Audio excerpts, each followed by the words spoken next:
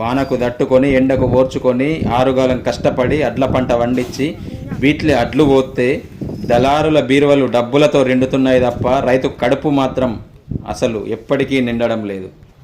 ఒకసారి అతివృష్టితో ఒకసారి అనావృష్టితో ప్రకృతి కూడా రైతును పగబట్టినట్టుగా కక్ష తీర్చుకుంటుంటే రైతు కన్నీటి చుక్కలతో పంటను పండిస్తే పరిస్థితి ఇదండి రైతుది.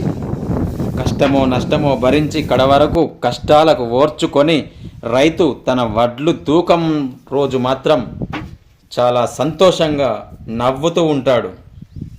కానీ ఆ నవ్వు ఎంతవరకు? వచ్చిన డబ్బులను ట్రాక్టర్లకు, ఫెర్టిలైజర్ షాపులకు, కూలీలకు ఇచ్చేంత వరకే ఆ నవ్వు ఉంటుంది.